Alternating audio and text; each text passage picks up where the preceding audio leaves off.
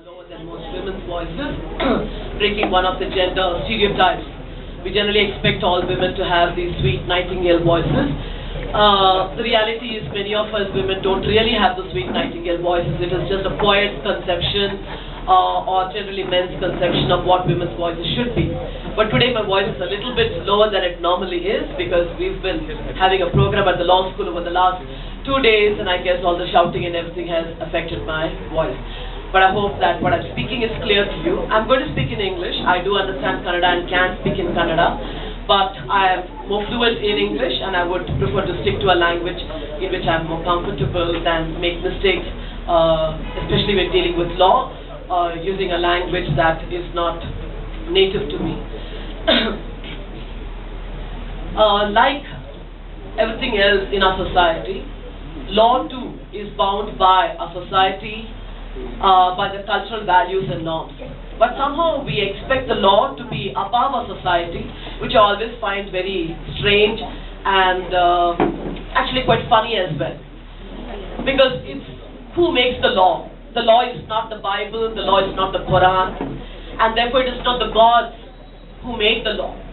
Law is made and has been made by men. Because who makes the law? Law is made in parliament, in the legislatures. Who sits in the parliament and the legislatures? Men. You know, everybody gets very upset the moment we talk about reservation. But the fact is, look at how many women have been in the Lok Sabha and the Rajya Sabha of India, or in any of the legislatures anywhere in the world.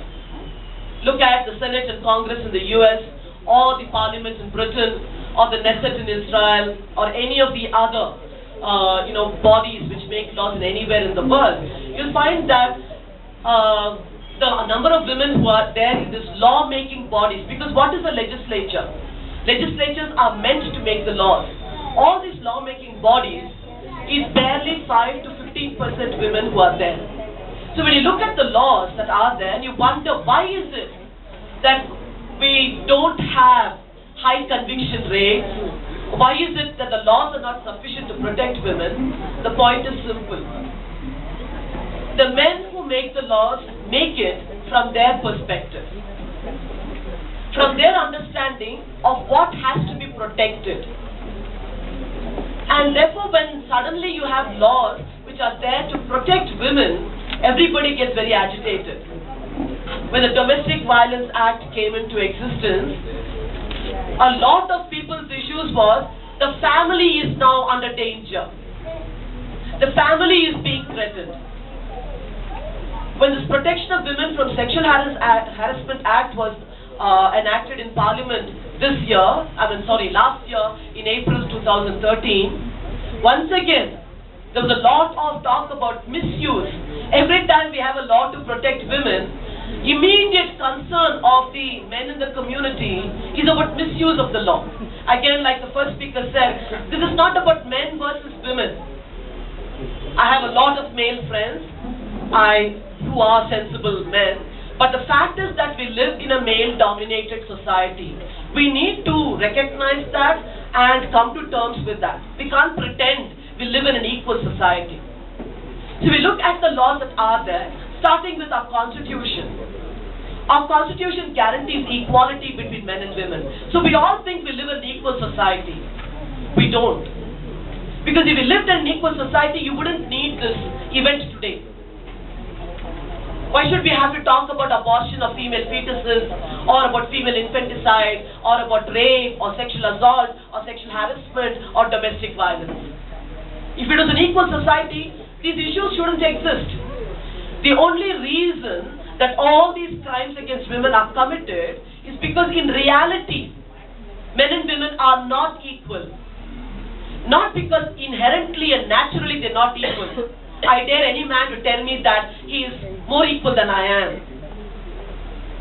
We are different. That is a fact. Men and women are not the same. But being not the same doesn't mean that men are superior to women. That is the point we need to internalize. Just because we are different doesn't mean that one is superior and the other is inferior. So we have the Constitution of India enacted in 1950, and this is the 2014, So 64 years after that guarantee of equality, we are still fighting for an equal space in our society. So that is the law. All that the law does is to create that formal equality. In reality, equality can come about only when there is equality within your home. Husband and wife, daughter and son, brother and sister. What is the status within the family? We all want equality in the society outside. But if things inside the house are unequal, if there is discrimination within the home, your society will reflect that. Because children are growing up watching how women are treated within the home. Who washes the dishes? Who sets the table for dinner? Who cooks the food? Who makes the bed? Who washes the clothes? When it is time to study, do we tell the girl child, get up from your studies, come and set the table, go help your mother? While this great son that has been born to us will sit there and study. He is not studying. He is playing games on the computer or on his phone, messaging his friends, or maybe even watching pornography. As a professor who has been teaching for the last 30 years nearly, I am telling you this from facts. Okay, so I'm not just talking in the air. This is all the reality, the experiences. I know what my students do. And yet, the girl child who is seriously studying because she thinks her studies will get her liberation, because she might get a job, might have money and be free, she will be asked to get out of her studies in order to do this thing. The thing that I want to emphasize throughout this short talk that I'm making is simply the point. Each one of us has to question our attitudes, why we do what we do. Is there gender equality in our thoughts, in our actions, the words we say? Many of the things that have been said and done today, performed today, all indicate how much language and our actions differ according to the gender of the individuals involved. Different kinds of things for men, different kinds of things for women. So starting with that formal equality in the Constitution, at the same time, fortunately for us, those who wrote our Constitution, again mostly men, but men who are more sensitive than those who sit in our parliament today, realize simply by declaring that all men and women are equal, equality is not going to come about when there has been thousands of years of discrimination. Realize you need to do something more, which is why we have, as we lawyers say, Article 15(3), which is special provisions that the state has the power to make special provisions for women and children. So every time you have reservation or a special program for women and children, it's simply because those people realize that men and women are not on an equal place. That you'll have to make these special provisions to help women who are not inherently backward or inherently inferior, but socially backward and socially inferior, to be able to stand at an equal place. To give you an example which will make this clear, it's like running a race anywhere.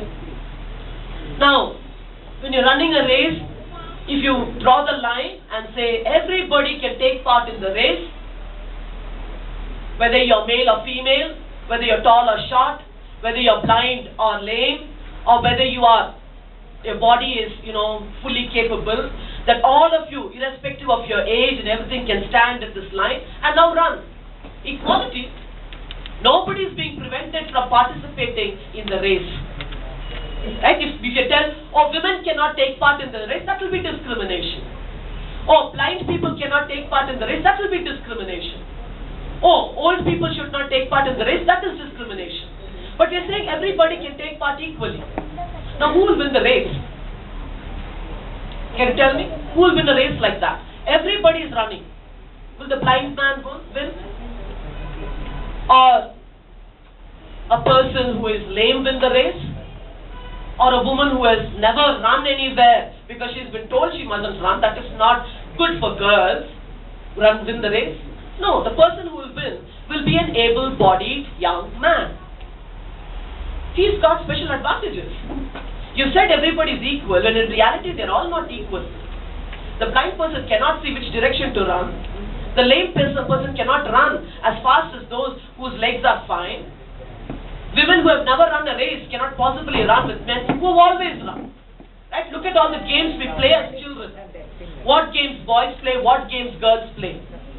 These things are important simply because the way in which the law sees these things are influenced by how we see these things. Our attitudes, because where do judges and policemen all come from? Not from another planet where there is equality. They're your fathers or your uncles or your brothers or mine who are sitting there. So your attitudes are the same attitudes that they also have. Why do you think suddenly when they sit in the seat of justice, they will all get enlightened and they will say the right things and do the right things? I don't understand. And that's the reason why we have what is called Article 15(3), which says that when people are not equal, you need to give a special advantage to those who are not equal. Just like we have reservations for those who are scheduled castes and scheduled tribes, similarly you need these special provisions for women in order to enable them to compete equally. Look at how it's affected our panchayats. Ever since the reservation in the panchayats and corporations, today in Karnataka, we have in most panchayats and corporations nearly 40% women. The reservation quota is 33%. What the reservation did was to show to women and to society that women are capable of being leaders. I mean, the people who have organized this program, the people who have been conducting this program have all been women. We have never allowed women to take that leadership, to come up and speak, to come up and take decisions. So you need to reserve in order to force women onto that stage. In fact, in many parts of Kerala and parts of Tamil Nadu and even parts of Karnataka, some of village panchayats, 50% women are there in that. Imagine a panchayat where no woman ever sat. Today you have women in those panchayats. 50% women. The quota is only 33%, but you have up to 50%. Which is why reservation is a stepping stone. It helps to break those barriers, to enable the acceptance that women also can be leaders outside their homes. If they can manage within the homes, they're also capable of managing outside their homes. That's so far as the Constitution is concerned. Do we have other laws? We have plenty of laws. In fact, in our country, we don't need any more laws. What we simply need is change in the attitude. Our minds are what stink, not the laws. What we need is to recognize that that law is there because there is a lacuna, a problem in society. Laws are there to help deal with the problems in the society, to protect our rights, create those conditions which will enable us to be able to participate equally in society. Some of the laws, I just mentioned those laws since I've been asked to speak on the laws. You have concerns were about the abortion of female fetuses. You have the PNDT Act, or now the PPNDT Act, Preconception Prenatal Diagnostic Techniques Act, so that anybody indulging in any kind of practice which tries to prevent the conception even, because there are lots of people who are advertising that they can guarantee the conception of a male fetus. So to prevent the use of such practices which stop the birth of girl children, today you have an act to prevent that, the Preconception Prenatal Diagnostic Techniques Act. Then you have the Medical Termination of Pregnancy Act, which gives women, because our country is concerned with the population rise, to give married women the right to terminate their pregnancy if the contraception has failed. Nobody else can go. Because many of us think abortion is legal in our country. It isn't. Abortion is legal in the context of a married woman who can prove that the contraception failed and she is pregnant in spite of using contraception. It's not available for any woman, every woman who wants to go and have